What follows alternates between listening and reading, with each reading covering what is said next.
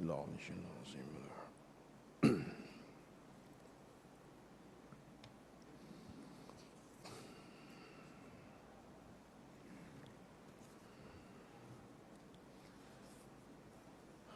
Al-Fatih. A'udzubillahi minasyaitonirrajim. Bismillahirrahmanirrahim.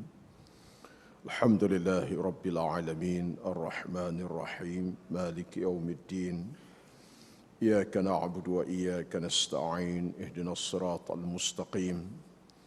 Siratal ladzina an'amta 'alaihim ghairil maghdubi 'alaihim waladdallin. Amin.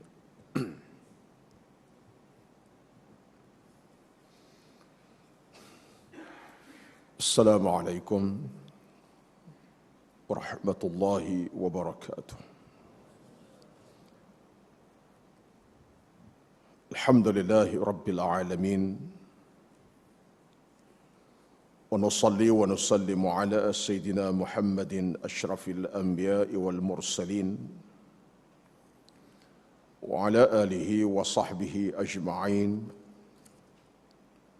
Rabbana 'alaika tawakkalna wa ilaika anabna wa ilaikal masir.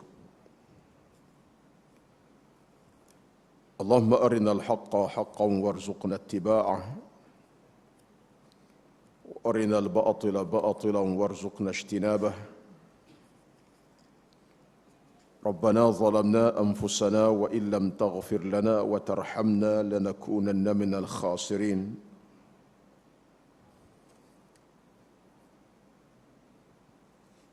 Allahumma rabbana iftah bainana wa baina qaumina bil haqq wa anta khairul fatihin. Rabbi shrah li sadri wa yassir li amri wahlul 'uqdatam min lisani yafqahu qawli ya rabbal alamin, amma ba'd.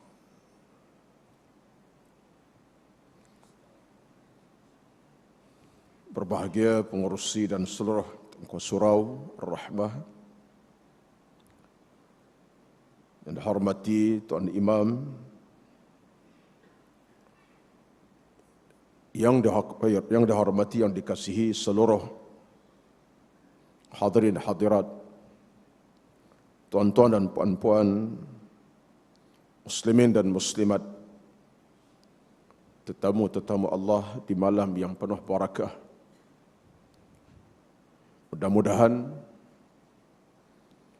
Allah Subhanahu wa taala sentiasa merahmati, memberkati kehidupan kita, dan mudah-mudahan kita sentiasa berada di lorong ilmu, di jalan kebaikan, dan mudah-mudahan kita sentiasa berada dalam keadaan beramal dan beriman kepada Allah Subhanahu wa taala, dan mudah-mudahan Allah Subhanahu wa taala sentiasa mempermudahkan urusan kehidupan kita. Nyawa yang diberkati, ilmu yang dirahmati, dan iman yang sentiasa hidup dalam jiwa, dalam kehidupan kita seharian, insya-Allah. Alhamdulillah, pada malam ini kita berada di taman syurga. Sebelum kita berada di taman syurga yang sebenarnya di hari mahsyar nanti, kerana setiap majlis ilmu yang kita hadiri ianya dianggap taman syurga oleh Rasulullah sallallahu alaihi wasallam. Jadi mudah-mudahan di saat Allah permudahkan urusan taman syurga dunia ini, mudah-mudahan lebih mudah untuk kita berada di taman syurga yang sebenarnya bila sampai saat ketikanya kita dijemput, dikembalikan oleh Allah Subhanahu wa taala untuk melihat syurga yang sebenarnya, ma la 'ainun ra'at wa la udhunun sami'at wa la khatara 'ala qalbi bashar. Satu alam syurga yang tidak mampu dibayangkan oleh apa perkataan sekalipun dia ucap, penglihatan yang melihat. Kenapa? Syurga itu indah seindah-indahnya insya-Allah. Namun begitu tuan-tuan dan puan-puan yang dirahmati Allah sekalian, di dalam kita melayari bahtera hidup ini, benar kita berkeinginan, kita berhasrat, bercita-cita untuk kita mencapai nikmat syurga yang kita idam-idamkan. Benar kita berhasrat, bercita-cita untuk mendapat redha Allah Subhanahu wa taala pada hari saat kita bertemu dengannya. Benar kita berhasrat, bercita-cita untuk dijauhkan daripada api neraka yang membakar-bakar, yang menakutkan kita. Tetapi sebelum daripada kita menikmati kesemua itu, alangkah indahnya kalau dalam kehidupan kita ini kita mengambil satu dulu, ataupun kita mengambil dulu satu peringatan yang telah disebutkan oleh agama kita, iaitulah kita hidup dalam keadaan menghindari maksiat, menjauhi maksiat, dan tidak sama sekali kita melakukan maksiat kepada Allah Subhanahu wa taala. Saya memulakan mukadimah saya pada malam ini kepada tuan-tuan dengan satu doa yang sentiasa kita baca. Alhamdulillah, tidak lekang di bibir kita bacaan doa tersebut, sama ada selepas sembahyang fardu ataupun sunat sekalipun. Antara kemuncak doa tersebut ialah waqina azabannar, ya Tuhan kami, hindarkan kami daripada api neraka yang membakar-bakar.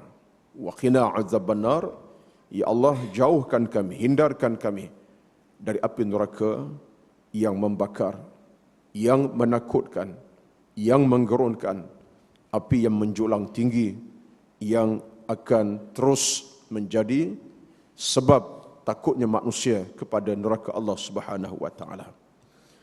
Di sebalik doa tersebut, alangkah indahnya kalau kita mengambil suatu peringatan.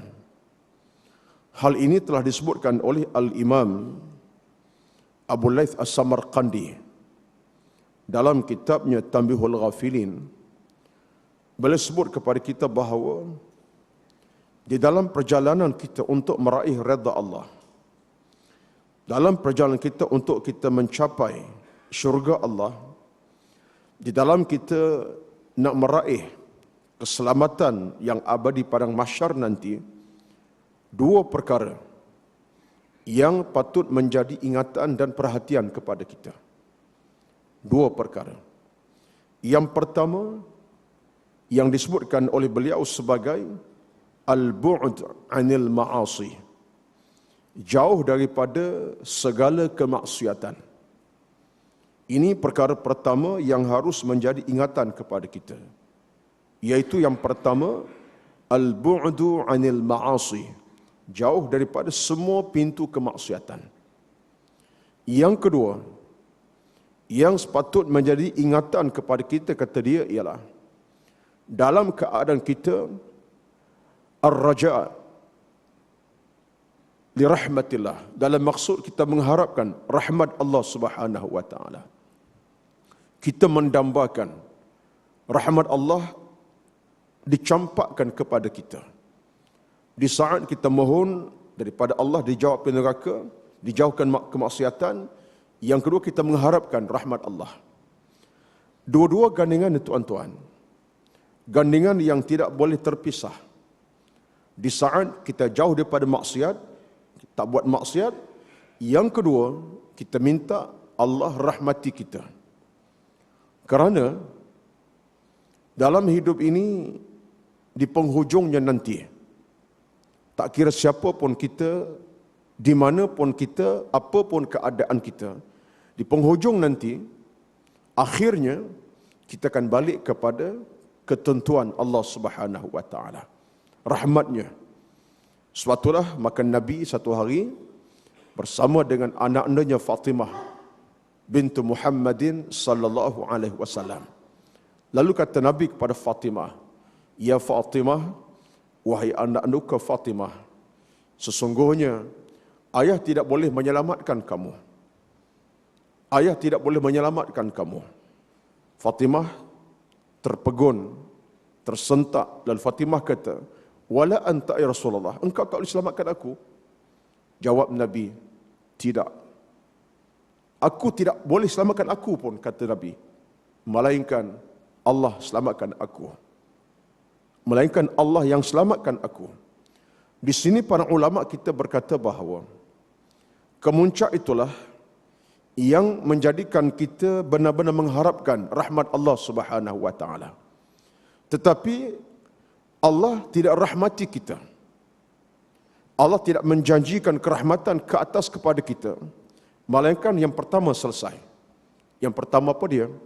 Al-bu'du 'anil ma'asi, jauh daripada kemaksiatan.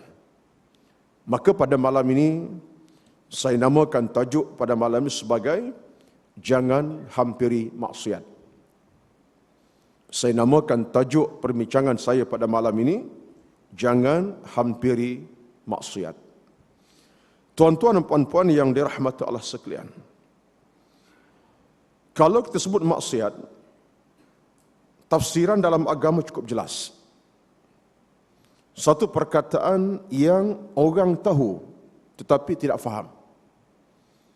Tapi dalam agama jelas. Bila sebut al-maksiyah, dia dianggap sebagai al-i'tida' ala huquqillahi ta'ala. Itu pandangan Ibnul Qayyim al-Jauziyah. Maksiat bermaksud amalul i'tida' ala huquqillahi ta'ala. Sesuatu amalan yang mencabul kehormatan Allah Subhanahu wa taala. Itu maksiat. Ibnu Abdul Bar juga mengatakan ia mukhalafatu awamirillah. Ini ulama yang lain menyatakan bahawa yang dikatakan maksud itu ialah menyalahi ketentuan Allah Subhanahu wa taala. Itu dikatakan maksiat. Jadi kalau diambil pandangan tersebut, rumusannya begini. Maksiat dalam hukum beragama ialah sesuatu perbuatan yang melanggar ketentuan Allah Subhanahu wa taala yang tidak diradai oleh Allah Subhanahu wa taala amalannya. Itu maksiat. Sesuatu yang berat sebenarnya. Sifatnya melanggari apa yang Allah tidak suka, dan sesuatu yang sifatnya perkara yang Allah tidak redha, itu maksiat. Berat tuan-tuan.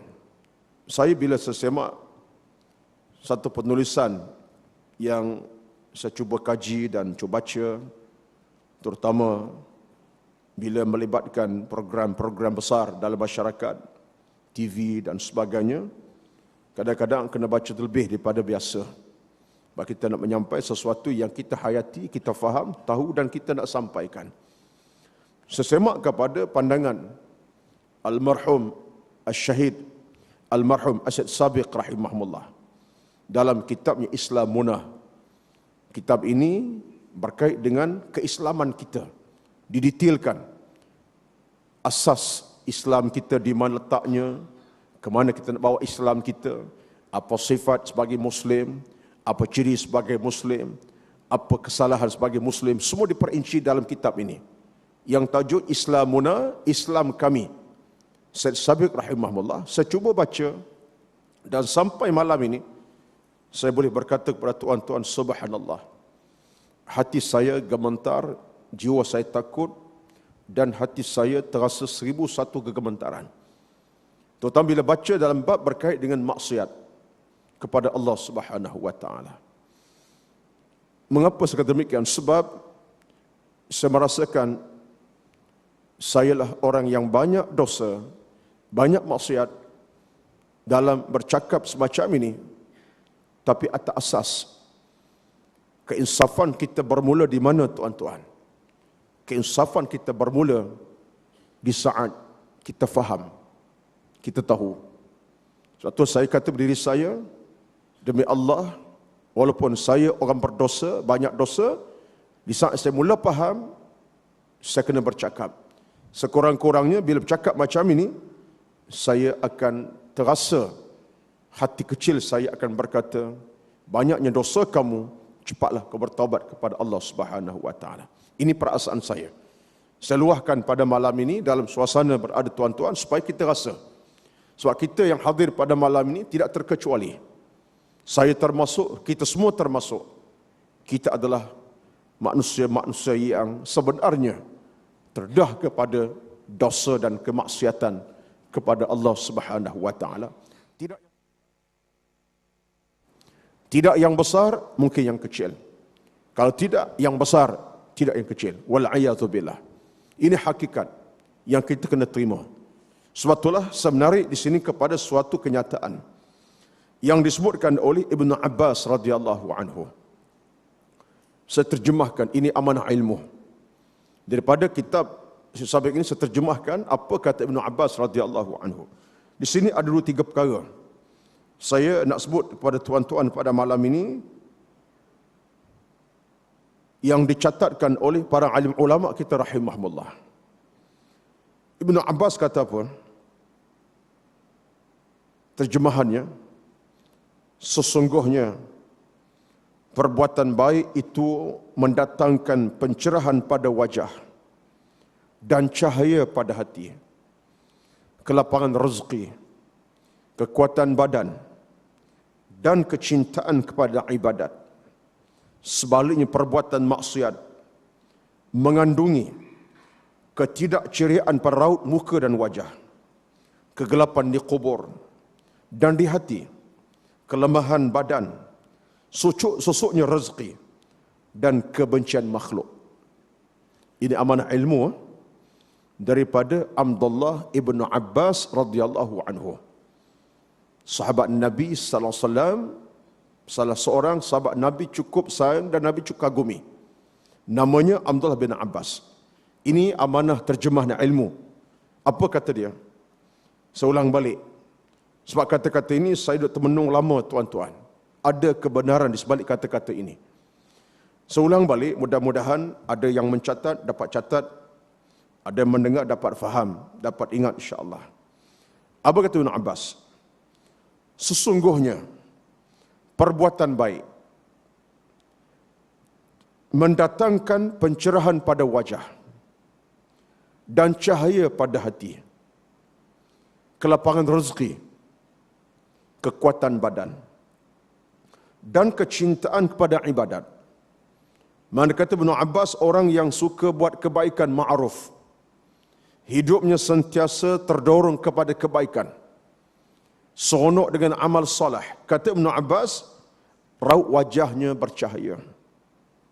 Nampak cahaya di wajahnya. Dan hatinya bercahaya. Rezeki Allah lapangkan. Badan yang sehat. Dan dia seronok dengan ibadat.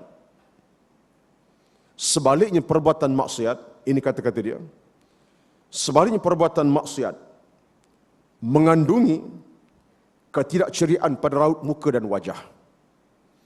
Wajah kelam, tak nampak cahayanya, tak nampak ketenangannya.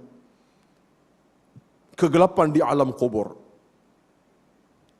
Dan di hati pun gelap. Kelemahan pada badan. Cepat menerima sakit dan penyakit. Susut rezeki. Rezeki yang tak cukup-cukup. Duit bukan tak banyak-banyak, rezeki bukan tak banyak-banyak, tapi susut. Terasa kesempitan rezeki dan kebencian makhluk. Makhluk bercakap tentang keburukannya. Walaupun tak langsung bercakap tentangnya, mereka benci dan tidak seronok. Kata-kata ini datang daripada siapa? Ibnu Abbas radhiyallahu anhu. Saya tak nak ulas lagi. Saya nak baca dulu apa yang disebutkan oleh Ibnu Abbas. Satu lagi, kata-kata yang datang daripada Imam Malik kepada Imam Syafi'i. Imam Malik adalah guru kepada Imam Syafi'i. Kata Imam Malik kepada Imam Syafi'i, wahai Syafi'i, aku melihat Allah telah mencahayakan di hatimu. Wahai anakku, janganlah engkau padamkan cahaya itu dengan maksiat. Kata-kata daripada Imam Malik kepada anak endanya sebagai anak muridnya lah, iaitu Imam Syafi'i radhiyallahu anhu. Kata Imam Malik pada Syafi'i, aku melihat Allah telah mencahayakan kepada hati kamu. Maka wahai anakku yang aku kasihi, janganlah engkau padamkan cahaya itu daripada hati kamu dengan kemaksiatan. Tengok tuan-tuan, wording yang paling utama ialah jangan padamkan cahaya itu dengan kemaksiatan. Imam Syafi'i satu hari mengadu kepada gurunya Al-Waqi' ataupun Waqi'. Ada setengah kata Al-Waqi', yang betulnya Waqi'. Mengadu dia kepada Waqi' dengan katanya, aku mula rasa lemah ingatan. Tidak semacam sebelum-sebelum ini. Lemah ingatan. Apa kata gurunya Waqi'? Dia kata, wahai Syafi'i, tinggalkan kemaksiatan. Arsyadani ila tarkil ma'asi, fa innal ilma nurun, wa nurullahi la yuhda li'asin.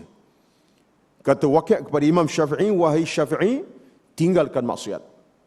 Sepatah tu yang diajar. Tak dua dan tiga, tinggalkan maksiat. Tuan-tuan, ini kata-kata daripada guru kepada Imam Syafi'i, iaitu Waqi'.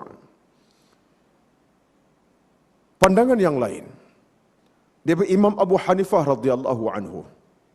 Ini kita ambil contoh-contoh para alim ulama di zaman lampau, tuan-tuan. Mereka yang ada cahaya dalam hati, ada cahaya dalam hidup mereka, mereka terbukti keimanan mereka. Ini contoh, mudah-mudahan menjadi ingatan kepada kita. Ada sendi kekuatan yang menebal dalam hidup kita, sekurang-kurangnya ada niat nak jadi orang macam ini. Apa kata Imam Abu Hanifah? Dia kata, setiap kali, ini amanah ilmu ni, dalam catatan buku saya ni, kata Imam Abu Hanifah, setiap kali bila aku menemui kesulitan, kepayahan dalam sesuatu masalah, lalu aku mula bercakap kepada anak-anak muridku. Imam Abu Hanifah sebut tentang cerita dia. Bila masa dia rasa ada masalah, ingatan makin luntur, hati makin tak tenang, tak boleh selesaikan satu-satu masalah hukum agama, dia akan berkata kepada murid dia. Dia kata apa? Dia kata, semua ini adalah kerana aku ini banyak buat maksiat kepada Allah Subhanahu wa taala. Apa yang berlaku ini kan aku ni banyak maksiat kepada Allah. Dia mengaku kepada anak muridnya. Padahalnya, kalau tuan-tuan baca dalam ringkasan sejarah Al-Imam Abu Hanifah radhiyallahu anhu adalah seorang manusia tak disebut dalam sejarah seorang pernah buat maksiat. Semenjak kecil sampai dewasanya. Tetapi dia merasa begitu. Dia merasakan bahawa sebabnya ialah kerana aku ni banyak buat maksiat kepada Allah Subhanahu wa taala. Seorang lagi. Daripada sebanyak-banyak catatan saya ini, saya ambil satu lagi. Iaitu Abdullah bin Mas'ud radhiyallahu anhu. Abdullah bin Mas'ud sahabat Nabi. Dia kata apa? Aku menganggap orang yang melupakan ilmu yang telah diberikan olehnya disebabkan dosa yang telah ia lakukan. Mana kata Ibn Mas'ud, aku beranggapan mana-mana manusia ilmu ada, lupakan ilmu. Kenapa? Kerana maksiat yang dia buat kepada Allah Subhanahu wa taala. Kan dosa dia buat, maksud dia buat, Allah ambil balik ilmu yang Allah beri. Kata Abdullah Mas'ud, itulah tanggapan aku kepada orang yang sebegitu. Wallahu alam. Satu lagi. Pandangan Al-Hasan Al-Basri rahimahullah. Kata dia, maksiat akan merendahkan martabat dan menghinakan kehormatan diri di hadapan Allah Subhanahu wa taala. Kata Hasan Basri, maksiat akan merendahkan martabat dan menghinakan diri di hadapan Allah Subhanahu wa taala. Itulah di antara beberapa perkataan daripada Ibnu Abbas, daripada Imam Malik kepada Imam Syafi'i, daripada Waqi' kepada Imam Syafi'i, daripada Abu Hanifah kepada anak muridnya, kepada Abdullah bin Mas'ud bercakap tentang tanggapan kepada orang lupa kerana ilmu, dan kata Hasan Basri tentang soal orang buat maksiat, maka dia telah merendahkan dirinya di hadapan Allah Subhanahu wa taala. Tuan-tuan dan puan-puan dirahmati Allah sekalian, saya nak mengajak tuan-tuan di awal program kita pada malam ini, walaupun sudah tidak awal, tetapi di peringkat ini, kalau dapat, dalam kita mengakui akan dosa dan maksiat kita buat, satu di antara doa yang kalau dapat kita amalkan sentiasa daripada Nabi sallallahu alaihi wasallam, di mana kita berada, di waktu mana pun kita berada, saat mana kita berada, lepas solat sembahyang dan di mana berada, tolong amalkan. Doa yang ringkas. Saya mahu pada malam ini, keluarnya kita daripada surau pada malam ini, berbekas di hati saya, di tuan-tuan semua, dengan seinci doa ini, insya-Allah, dalam kadar kemampuan kita. Ini paksi yang penting untuk kita mencari redha Allah dalam hidup ini. Tak buat maksiat dalam perjalanan hidup kita yang panjang ini. Di antaranya doanya begini. Nabi kata apa? Allahumma tahhir qalbi minan nifaq wal kufri wal asyan. Doa ini disebutkan oleh Al-Imam An-Nawawi dalam kitab Al-Azkarnya. Doanya berbunyi begini. Saya akan minta tuan-tuan untuk baca bersama kejap lagi. Dan saya nak baca dulu.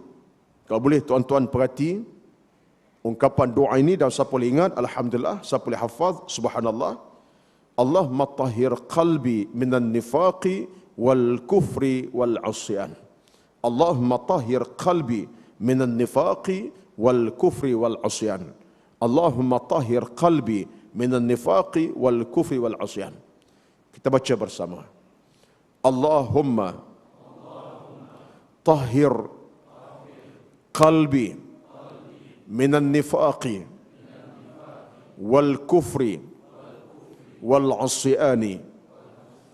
Allahumma tahhir qalbi minan nifaqi wal kufri wal asyani. Allahumma tahhir qalbi minan nifaqi wal kufri wal asyani. Doa cukup ringkas. Mudah-mudahan berkat kita mengambil ucapan Rasulullah, itu doa Nabi, mudah-mudahan melekat dalam jantung hati kita dan boleh kita baca saban waktu, bila-bila masa. Dalam maksud, ya, kata Nabi, Allahumma, ya Allah, ya Tuhanku, tahhir, bersihkan, qalbi, hatiku, jiwaku, minan nifaq, daripada sifat munafik, wal kufri, kufur, wal asyan, durhakakanmu. 3 perkara. Ini doa Rasulullah. Nabi kata apa? Allahumma, ya Allah, ya Tuhanku, tahhir, bersihkan, qalbi, hatiku, jiwaku, minan nifaq, daripada sifat munafik, wal kufri, kufur, wal asyan, durhakakanmu. Tuan-tuan, puan-puan dirahmati Allah sekalian, saya nak ambil 2-3 minit di atas doa yang dibacakan tadi. Sebenarnya, dalam perbincangan para alim ulama rahimahumullah, mereka cuba merungkaikan maksud doa tadi. sesuatu kemaksiatan kita buat, tak kira maksiat apa kita buat, besar ataupun kecil, dosa kita buat itu sebenarnya dia terangkum dalam 3 perkara yang kita minta Allah jauhkan. Pertama, nifaq. Munafik dalam bermaksud kita hidup dalam keadaan kita sembunyikan kejahatan kita. Kita sembunyikan keburukan kita. Kita sembunyikan dosa maksiat, itu munafik namanya.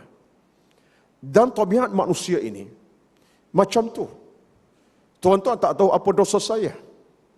Mungkin isteri, anak, saya tak tahu dosa saya sembunyikan dia. Tetapi title tetap berdosa kepada Allah. Title tetap berdosa. Walau apa yang berlaku, tetap berdosa. Sifat munafik ini kita minta Allah jauhkan. Sebab apa? Sebab kita tidak nak dalam kejahatan kita buat, kita merasakan orang tak tahu, sedang Allah tahu. Orang mukmin bukan begitu sifatnya. Orang mukmin dia tidak akan ada dalam hati sifat munafik. Dalam maksud menyembunyikan hakikat sebenar dia, baik kepada orang, baik kepada Allah Subhanahu wa taala. Suatulah maka sifat munafik ini antara pelambangan yang paling teruk dan jahat ialah seorang manusia dia boleh sembunyikan kejahatannya pandangan zahir manusia yang lain. Maka dalam hukum agama, orang munafik ini dianggap sebagai manusia yang amat dimurkai oleh Allah Subhanahu wa taala. Sehingga dalam Al-Quran kata apa? Innal munafiqina fid darkil asfali minan nar. Orang munafik akan berada di neraka paling bawah sekali. Allah akan humbankannya neraka yang paling bawah sekali. Kenapa? Allah benci di atas sifat kemunafikan orang yang sebegini. Maka kita, tuan-tuan, saya bercakap untuk diri saya. Ya subhanallah. Kalaupun saya buat satu dosa, keluarga tak tahu, rakan tak tahu, sahabat handai tak tahu, tetapi sebenarnya saya kena faham Allah Maha mengetahui. Dan bila Allah lebih mengetahui, makna kemurkaan Allah lebih besar daripada kemurkaan manusia. Betullah satu ketika Nabi SAW bila bercakap tentang tanda-tanda munafik, kita baca satu hadis, ayatul munafiq thalathun. Tanda munafik ada 3. Idza haddatha kadzab. Bila bercakap dusta. Wa idza tumina khana. Bila diberi amanah khianat. Wa idza wa'ada akhlaf. Dan bila berjanji mungkir janji. Kata Nabi, ayatul munafiq thalathun. Tanda orang munafik 3. Pertama, bila diberi amanah dia khianat. Dan bila berjanji dia tak tunaikan janji. Termasuk ketiga, pertama tadi apa dia, tuan-tuan, kalau ingat tanda munafik ini? Tak ingat dah. 3 tanda tadi. Sesengaja saya tak susun itu supaya nak nampak tuan-tuan bersama saya ke tidak pada malam ini. Ayatul munafik thalathun. Antaranya yang ketiga tadi, serta yang pertama tadi, iaitu idza haddatha kadzab. Bila bercakap dusta. Tuan-tuan, satu ketika Nabi bila bercakap tentang tanda-tanda munafik ini, Nabi menangis.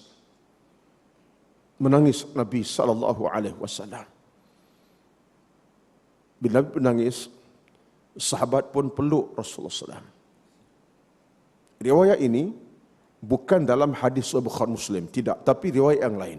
Cerita ini, Nabi menangis. Nabi menangis, sahabat peluk Nabi SAW. Sampailah saat Nabi dah tak menangis, sahabat pun renggangkan pelukan tadi. Peluk sungguh. Sebab sahabat tengok Nabi menangis pelik. Selesai Nabi tak menangis tadi, mereka renggangkan pelukan Rasulullah. Akhirnya mereka tanya Nabi, "Malladhi abkaka ya Rasulullah?" Apa hal kau menangis ya Rasulullah? Apa kata Nabi SAW? Ini kata Nabi. Sabda Nabi SAW, demi Allah, aku bimbang jika umatku melakukan kemaksiatan dalam keadaan dia munafik kepada Allah Subhanahu wa taala. Zahirnya baik, batinnya jahat. Zahirnya sempurna, batinnya sumbang. Zahirnya baik, batin jahat. Kata Nabi, aku bimbang berlaku pada umatku. Menangis Nabi sallallahu alaihi wasallam. Tuan-tuan dan puan-puan dirahmati Allah sekalian. Batulah bila kita berdoa tadi, Allahumma tahhir qalbi minan nifaq. Ya Allah, ya Tuhanku, bersihkan jiwa ragaku, hati kepada sifat munafik. Sebab kita tidak nak. Hari ini, bila kita buat satu maksiat, kita rasa orang tak tahu. Kita buat maksiat, kita rasa orang tak nampak. Kita buat maksiat, kita rasa anak isteri tak tahu. Allah Maha mengatakan kita tak rasa. Maka bahayanya tuan-tuan, dirahmati Allah sekalian, kita akan tenggelam dalam kemaksiatan yang kita buat. Sehingga akhirnya, apa kata para ulama kita dalam hal ini, kata mereka, akhirnya Allah akan cabut 3 perkara pada orang buat maksiat cara munafik ini. Allah akan cabut 3 perkara daripada orang buat maksiat dalam keadaan dia ni nampak elok tapi jahat. Nampak baik tapi buruk. Nampak benar tapi benar-benar tak baik. Allah cabut 3 perkara daripada hidup dia. Ini yang kita paling takut. Yang pertama, Allah cabut apa? Allah cabut daripada hidupnya nikmat untuk bertaubat. Dia tidak mudah untuk jadi orang bertaubat. Dia terus berkekalan dan Allah tutup pintu taubat kepadanya. Ini yang pertama. Yang kedua, kata ulama kita, Allah tarik daripadanya pintu kemurahan rezeki. Allah tidak berikan rezeki yang berkekalan. Allah beri, Allah tarik terus. Allah beri, Allah tarik. Dapat rezeki, Allah tarik terus. Ini yang kedua. Yang ketiga, kata ulama kita, Allah tarik daripada orang ini ialah kematian dalam rahmatnya. Kalau mati, mati mengejut dalam kemaksiatan. Ini yang kita paling takut. Tak sempat bertaubat. Mati di mana? Dalam kemaksiatan. Mati ketika mana? Ketika buat jahat. Mati ketika mana? Ketika sedang buat kejahatan dan kemungkaran. Wal'iyadzubillah. Allah tarik nikmat kematian dalam keimanan. Allahu Akbar. Tuan-tuan, kita tak ada kemampuan sebenarnya. Sebab itulah satu ketika Ibnu Abbas minta maaf. Al-Abbas bin Abdul Muttalib. Al-Abbas ini pak saudara Rasulullah. Dan dia ayah kepada Abdullah bin Abbas tadi. Al-Abbas bin Abdul Muttalib, pak saudara Nabi, ayahanda kepada Abdullah bin Abbas tadi, yang kita baca tadi. Satu ketika, Al-Abbas ini tuan-tuan, dia meninggal dalam usia agak lanjut. Ketika Umar memerintah Madinah, dia masih ada lagi. Panjang umur dia. Umar perintah Madinah tu, perintah Mekah Madinah, Khalifah kedua masih merintah, dia ada lagi. Umurnya cukup lanjut, cukup tua, tetapi orangnya alim. Satu hari, dia sedang baca Al-Quranul Karim di Masjid Nabawi. Dia baca Quran dalam keadaan dia tak berapa sihat, keuzuran kerana tua tadi. Dia baca Quran sampai pada ayat A'udzu billahi minasy syaithanir rajim walladzina idza fa'alu fahishatan aw zalamu anfusahum dzakarullah fastaghfaru lidzunubihim wa man yaghfiru dzunuba illallah. Sampai ayat tersebut dia menangis. Bila dia menangis, dia mengambil Quran yang dibacakan itu, ditelengkupkan ke mukanya, sehingga dikatakan air mata itu mengalir atas mushaf yang dipegang itu. Lalu Al-Abbas bin Abi Thalib pun ditanya oleh beberapa sahabat yang ada dalam Masjid Nabawi, apa yang berlaku? Apa cerita yang kamu telah hadapi? Maksud apa yang kamu telah hadapi? Apa kata Al-Abbas bin Abi Thalib? Dia kata, sesungguhnya aku dengan Rasulullah dah berjarak. Nabi dah wafat belasan tahun. Kira-kira, kalau tak silap ingatan saya, antara jarak Nabi wafat dengan dia masih hidup itu sudah hampir 15 tahun. Ataupun kurang sikit. Kerana Umar memerintah agak lama daripada Abu Bakar. Tak sampai 10 tahun lebih kurang lah. Aku terberjarak, Rasulullah kata dia. Makna jarak aku dengan Nabi telah jauh. Nabi telah wafat. Aku belum lagi. Kata Al-Abbas bin Abdul Muttalib, aku tidak tahu apakah aku akan mengiringi Rasulullah di alam syurganya, atau mungkin aku tidak berada dengan Nabi di alam neraka Allah Subhanahu wa taala. Dia berpandangan di alam neraka, bukan bersama Nabi di alam syurga. Sahabat Nabi dengar macam tu, lalu kata sahabat Nabi, anta ammu Rasul, tidakkah kamu ini pak saudara Rasulullah menerima Islam dan sebagainya? Kata Al-Abbas, demi Allah, aku meluk Islam ketika aku dah buat maksiat kepada Allah.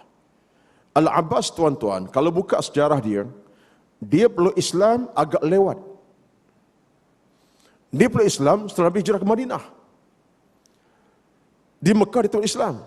Dia tolak Islam, tolak Nabi semasa di Madinah, di Mekah. Dia hanya peluk Islam setelah dia hijrah ke Madinah. Sebab dia tertawan dalam peperangan Badar.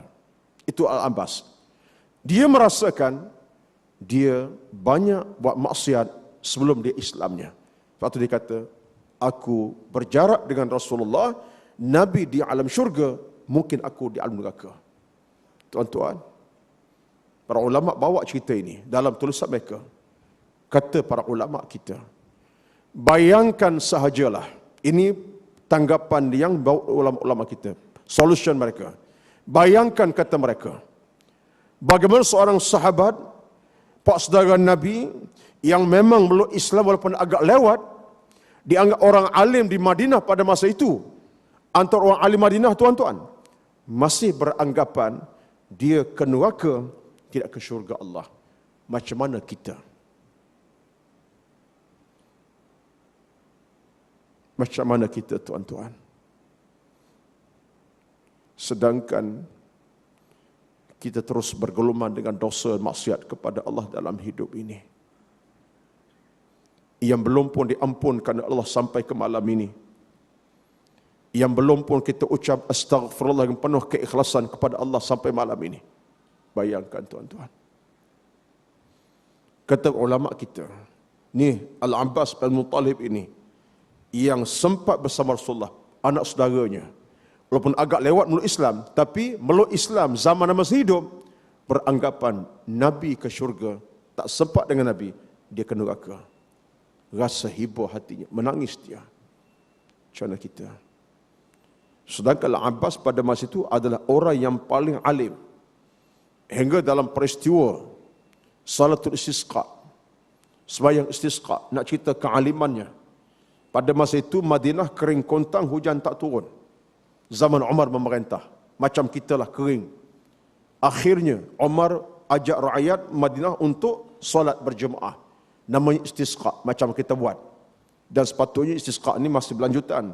Bukan sekadar 3 minggu lepas, patut berlanjutan lagi lah. Saya sebut di banyak masjid, kata kena buat terus berterusan sampai bila-bila kena buat. Kerana kita masih diuji Allah dengan hujan yang tak turun. Baik. Sehingga peringkat hebatnya beliau, ketika istisqa dilakukan, Umar radhiyallahu anhu berkata kepada Abdullah, kepada Al-Abbas bin Muttalib, ya Abbas, doalah kepada kami. Engkau paling tua di kalangan kami, paling dihormati kalangan kami, paling kami sayang di antara kami, engkau paling alim di antara kami. Doakan kami. Ini cerita Al-Abbas, orang yang cukup hebat. Bila dia berdoa, tak lama kemudian suasana Madinah bertukar menjadi gelap gulita, akhirnya hujan turun membasah secara tiba-tiba. Kehebatan Al-Abbas bin Abi Thalib. Allah beri segera rintihan munajat kepada Allah SWT. Tetapi orang yang sama ni, tuan-tuan, apa dia kata? Aku telah berjarak dengan Rasulullah, Nabi ke syurga, entah aku dalam neraka Allah Subhanahu wa taala.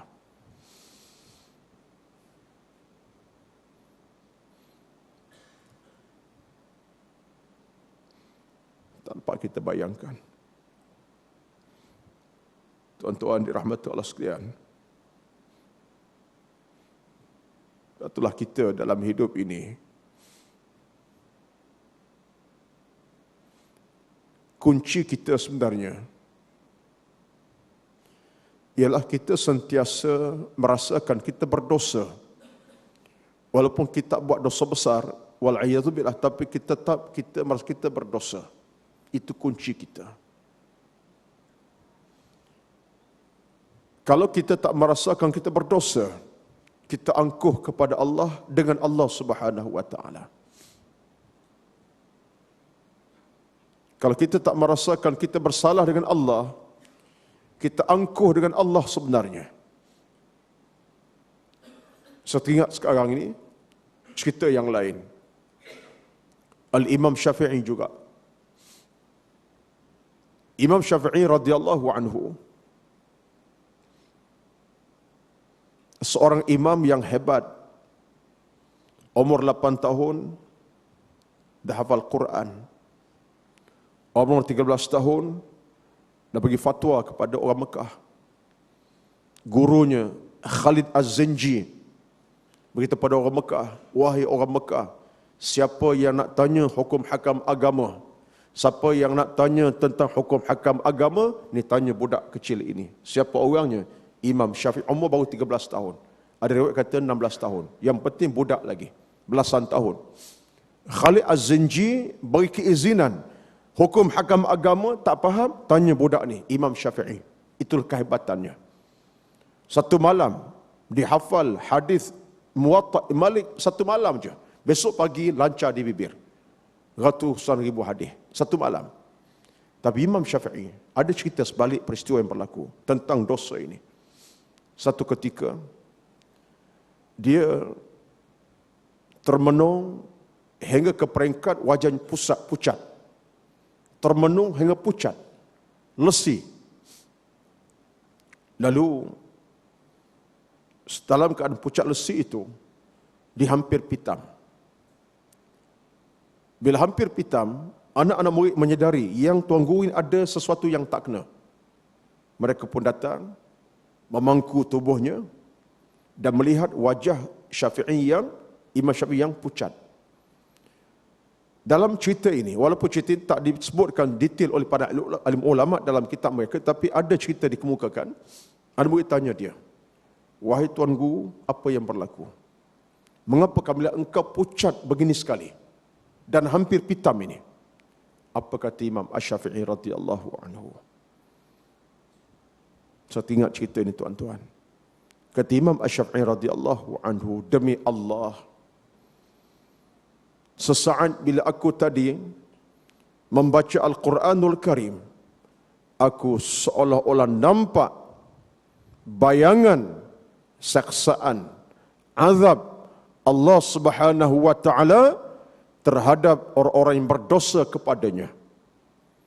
Aku seolah terbayang melihat seolah-olah begitu orang-orang yang Allah saksa, itu bayangannya. Itu mungkin kita sebut sebagai satu di antara kehebatan seorang alim. Allah beri kat dia suatu ilmu yang orang tak nampak. Dia nampak. Ini kehebatan mereka. Lalu aku merasakan, akulah yang bersama mereka itu. Dipucat, tuan-tuan. Riwayat menceritakan bahawa Imam Syafi'i dalam beberapa hari kemudian, dia tak dapat nak bercakap. Tak mampu nak mengajar. Terkesan dengan cerita yang soal dia nampak, dia yang kena saksa, menyebabkan dia tak boleh bercakap, tuan-tuan. Tak boleh bercakap, tak boleh bercakap. Allahu Akbar. Cerita-cerita sebegini tak sampai kepada kita. Tak sampai, tuan-tuan. Suatu boleh jadi kita hari ini, sayalah termasuk, hati kita makin mengeras, jiwa kita makin mati, hati kita makin sakit, perasaan kita makin hari makin kelam. Sebab cerita-cerita tentang maksiat kita tak nampak. Di alam yang patut kita nampak, kita tak nampak. Sebab itulah maka menjadi suatu nikmat bila dapat kita bacakan doa tadi. Allahumma tahhir qalbi minan nifaq wal kufri wal asyan. Ya Allah, ya Tuhanku, bersihkan aku daripada sifat munafik dan kufur. Kufur ini dalam maksud menyebabkan hati kelam. Ini kufur. Kufur maksud kelam. Menyebabkan hati kita buta sebuta-butanya. Wal asyan, durhaka. Durhaka maksud tadilah buat apa yang Allah larang. Jadi tuan-tuan dirahmati Allah sekalian, kau dapat, marilah sama-sama kita dalam keadaan apa sekalipun, perbanyakkanlah doa tadi. Allahumma tahhir qalbi minan nifaq wal kufri wal asyan. Ya Allah, ya Tuhanku, bersihkan hatiku daripada sifat munafik, kufur dan durhaka-Mu, ya Allah. Mudah-mudahan dengan doa dibacakan itu akan dapat kita jiwainya, kita fahaminya, dan mudah-mudahan akan masuk ke dalam jantung hati kita dan menjadi penghalang kepada kemaksiatan kita dengan Allah Subhanahu wa taala. Tuan-tuan, ini amanah ilmu daripada hadis Nabi sallallahu alaihi wasallam, dan saya rasa saya tidak dapat nak menyambung perbincangan yang lain kerana sepatut dalam tajuk pada malam ini ada beberapa perkara yang saya kena sentuh yang lain tentang apakah di antara bahaya kemaksiatan yang telah disebutkan para alim ulama rahimahullah. Di sini ada 13 bahaya kemaksiatan yang dibawakan oleh para ulama dalam kitab ini, yang dibawakan oleh Islamun As-Sabiq. Antaranya, saya baca secara umum sajalah. Maksiat menghalang ilmu daripada berada dalam diri kita. Kita mengaji macam mana, ilmu tak akan masuk dengan mudah. Yang kedua, maksiat menjarakkan diri kita dengan Allah Subhanahu wa taala. Allah tidak akan pandang hamba-Nya buat maksiat. Sebab itulah kata para ulama kita, Allah Subhanahu wa taala tidak akan pandang sebab Allah tidak redha. Orang buat maksiat ni tuan-tuan, Allah akan tutup pandangan penglihatannya. Jangan pula kita rasa, oh itu peluang keemasan sebab Allah tak nampak. Tidak. Sebab bermaksud Allah tidak akan tengok orang ini sebab Allah dah jauhkan dia daripada rahmat dia. Sebab itulah orang buat maksiat ini, bila dia telah berada kat maksiat, dia tak jadi orang yang nak bertaubat. Itu bahayanya. Sebab Allah tutup pintu hati dia. Kemudian yang ketiga, maksiat menjauhkan pelakunya dengan orang-orang yang beriman. Orang sebab maksiat, mana dia berkawan orang beriman? Dia akan cari kawan-kawan yang sewaktu dengannya, perangai sama dengannya. Dia terdampingi orang beriman. Orang buat maksiat akan tergelaplah hatinya dan jiwa raganya. Termasuk yang lain banyak lagi di sini. Orang buat maksiat akan dijauhkan rezeki daripada kehidupannya. Orang buat maksiat akan menumbuhkan maksiat yang lain. Satu maksiat dia buat, dia akan cari maksiat yang kedua, ketiga. Akhirnya dia akan bergelumang. Orang buat maksiat akan merosakkan akal pemikirannya. Orang buat maksiat akan dijauhkan daripada Allah kemuliaan hidupnya. Orang buat maksiat, kata para ulama, akan mematikan bisikan hati nuraninya. Orang buat maksiat akan mendekatkan gaun syaitan dalam hidupnya. Orang buat maksiat akan dilaknat oleh Nabi SAW. Banyak cerita berdasarkan hadis-hadis dan sebagainya. Cuma pada malam ini, saya tidak mampu untuk sebut semua sekali. Pada tutupnya, tuan-tuan dan puan-puan, mengambil kata-kata daripada Imam Ahmad. Dalam musnadnya, Imam Ahmad kata apa? Seorang hamba Allah yang dicegah dari rezeki adalah kan dosa yang dibuatnya. Suatu kata Imam Ahmad, rezeki makan minum, rezeki harta benda, rezeki umur kadang-kadang jadi masalah. Baliklah kepada dosa yang kita buat, kata Imam Ahmad. Balik maksud tengok balik. Mengapa aku nampak hati makin tak cerdik? Oh, dosa aku buat banyak. Mengapa rezeki aku banyak tapi tak pernah cukup? Oh, dosa banyak. Jadi kata Imam Ahmad, seorang hamba yang dicegah rezeki Allah, tolong tengok balik apa dosa telah dibuat.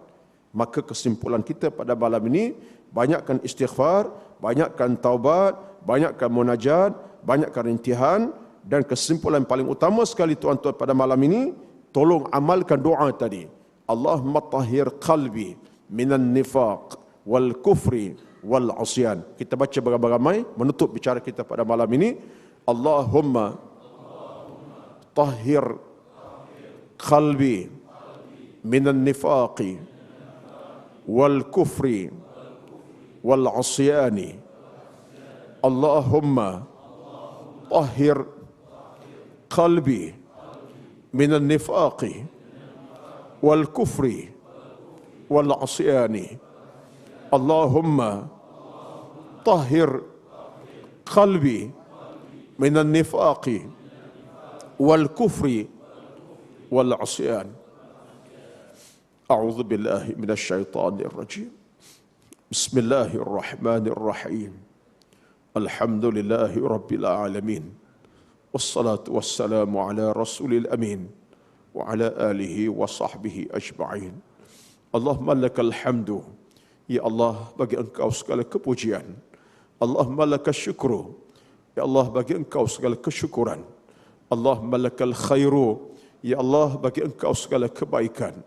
Allahumma a'inna, ya Allah, bantulah kami ala zikrika, untuk ingatkan-Mu ya Allah, wa syukrika, dan syukur kepadamu, wa husni ibadatik, dan elu ibadatku kepadamu. Allahumma tahhir qulubana, ya Allah, bersihkan hati-hati kami minan nifaq, bersifat munafik, wal kufri, sifat kufur, wal asyan, derhakakan-Mu ya Allah. Allahumma inna nas'alkal huda, ya Allah, ya Tuhan kami rintih kepadamu ya Allah, berikan kami hidayah. Allahumma jammilna bittaqwa wal istiqamah, ya Allah, hiasilah kami dan amal ibadat kami dengan taqwa dan al istiqamah. Allahumma jammilna bil afiyati was salamah, ya Allah, hiasilah kami dengan keafiatan, kesehatan dan keselamatan. Allahumma rabbana taqabbal minna, ya Allah, ya Tuhan kami, terimalah kami, innaka mujibus sailin, Engkau Tuhan kami yang menerima rintihan munajat para hamba-Mu. Allahumma rabbana taqabbal minna, ya Allah, terimalah kami, innaka antallahul wahidul ahad, Engkau Tuhan kami yang Maha Esa, al-fardus samad, Tuhan tempat mohon bantuan dan pertolongan.